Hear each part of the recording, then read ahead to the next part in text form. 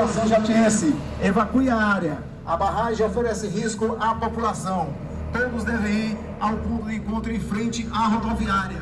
Rompimento de tubulação em barragem no Ceará e a fuga de pessoas próximas. A matéria é de 22/8/2020 e foi nos enviada pela nossa amiga Carla Cristine, uma peso pesado aqui também nas dicas. Um vídeo mostra o momento em que a tubulação da barragem Jati rompeu na tarde dessa sexta-feira, dia 21 de agosto de 2020. Como eu sempre falo, meu caro irmão, agosto é mês de desgosto. Espero que esse mês acabe o mais rápido possível. Isso aconteceu no interior do Ceará. As imagens que você está vendo mostram técnicos e responsáveis pela represa correndo para os carros e deixando o local às pressas. 2.000 pessoas que vivem em torno foram retiradas de casa, para evitar risco caso a barragem tenha sofrido dano ou vazamento da água.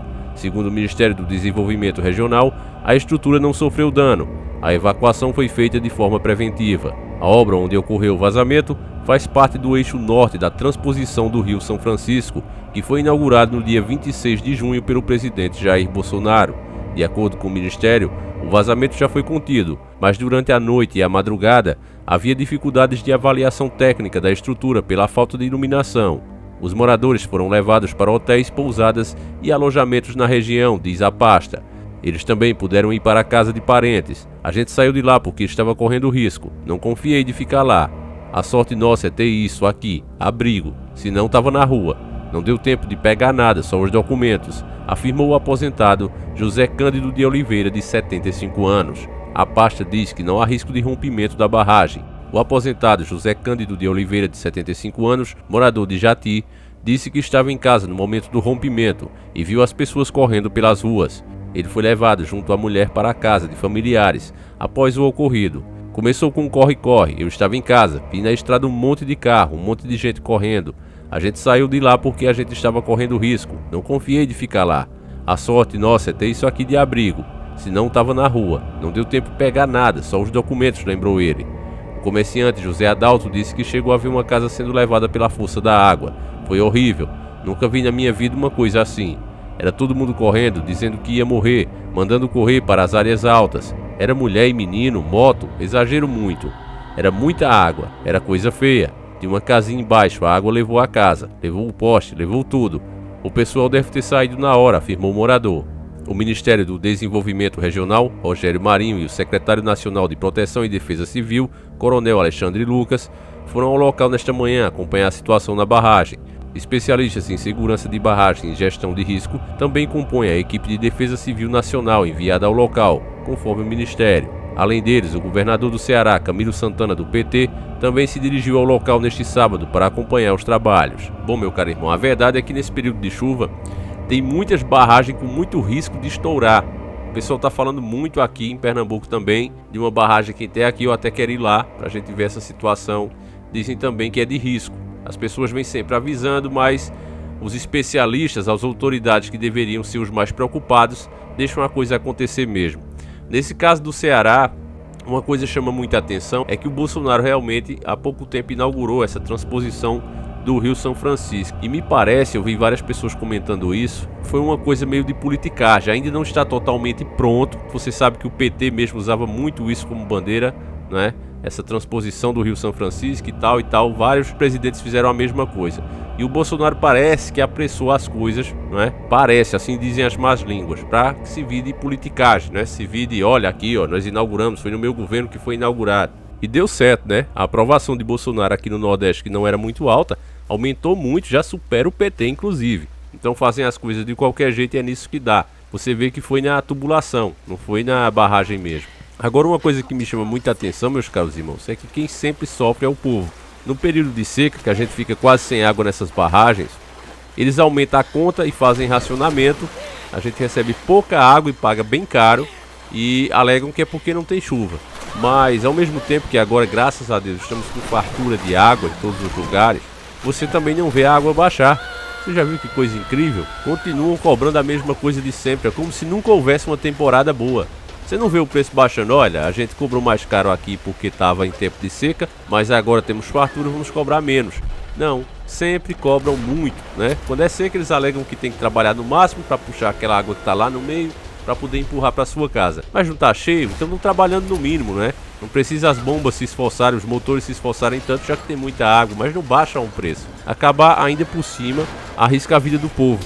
2.000 pessoas aí tiveram que sair das suas casas. Você vê como a mídia é podre, meus caros irmãos, que quando convém atacar, eles atacam. Quando não convém, eles ficam calados. Porque você aglomerar 2.000 pessoas, como foi o caso aí, porque teve que fazer isso. E eu não vi crítica nenhuma sobre esse assunto. Parece que não existe mais nenhum problema. Esse problema terrível que nós todos estamos enfrentando, né? Parece que não existe mais. Porque só se falou da barragem aí. E essas pessoas sendo aglomeradas, algumas tiveram inclusive que ir para casa de parentes. Parece que nesse momento não interessa mais. O que interessa aí é dizer que foi coisa boba, que o povo não deve se preocupar, que tiraram 2.000 pessoas de suas casas em meio a uma pandemia por medida de prevenção. Sabe, meu caro irmão, eu sei que eu, sinceramente, eu falo como se fosse um parente meu, como se fosse eu mesmo nessa situação. Eu não voltaria para essas casas tão cedo. Eu não voltaria tão cedo. Eu acho que as pessoas devem realmente esperar ter pelo menos um laudo aí que tá tudo correto, que não tem problema, não assim feito às pressas. Porque, família, Deus o livre, uma barragem dessa estoura mesmo, o negócio é feio. Você vê que isso foi só uma tubulação. E você ouviu o depoimento de um dos moradores dizendo que levou casa, chegou a levar a casa. A Rede Podre foi lá com seus repórteres e eu não vi eles comentarem isso. Quem assistiu na televisão não deve ter visto eles comentando isso, pelo menos não a TV Nacional. É por isso que hoje a internet ela é tão necessária e tão importante, porque, embora censurada, a gente ainda tem uma informação mais completa aqui. Coisas que é politicamente incorreto, coisas que eles não querem dizer, você ainda fica sabendo aqui, meu caro irmão. Sabe, você nunca vai ver um veículo oficial, essas pessoas que trabalham com a notícia profissionalmente, chegar e dizer certas coisas que a gente afirma aqui. Uma delas é essa que eu estou dizendo para vocês, é preciso muito cuidado com essas barragens.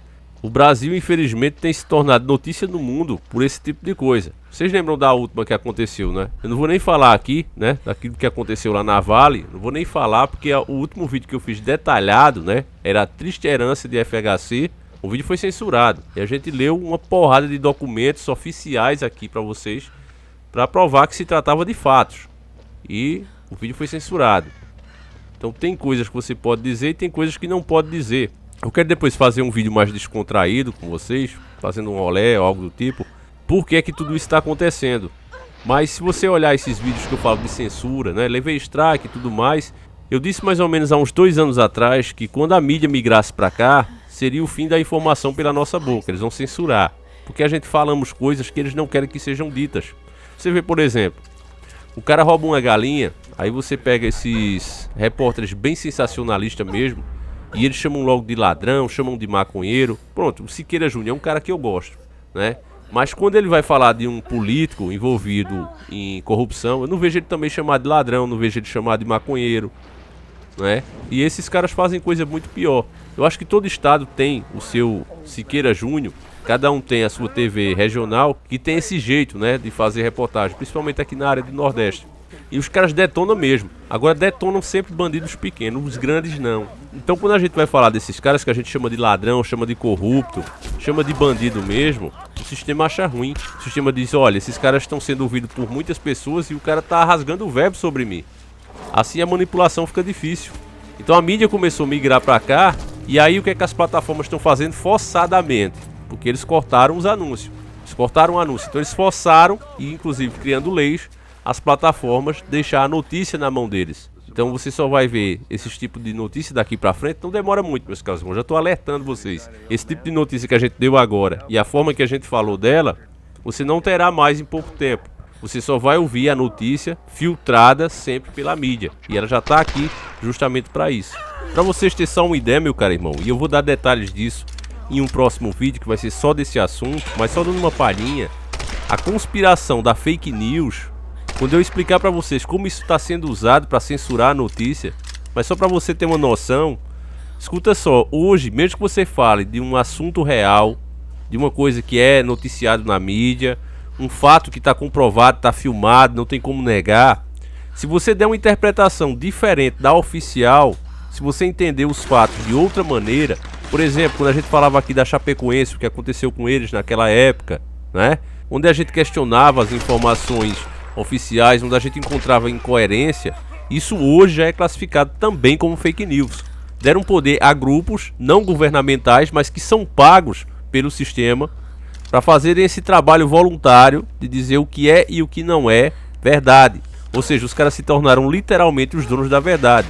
E as plataformas como o YouTube acabam sendo vítimas. Eles sabem que a gente está certo. Nós temos o direito de pensar, de sermos livres ao pensar, mas eles também não podem ignorar o poder dos caras, porque eles são realmente poderosos. Então o que é que eles estão fazendo nesse momento? Estão tirando relevância. Dando mais um exemplo para você, no último vídeo que eu fiz, eu falei sobre as bolhas, não é? Que a própria mídia está falando, as bolhas que estão aparecendo no campo magnético, mas eu vacilei ao colocar o título. Eu coloquei o nome da instituição que você está vendo aí.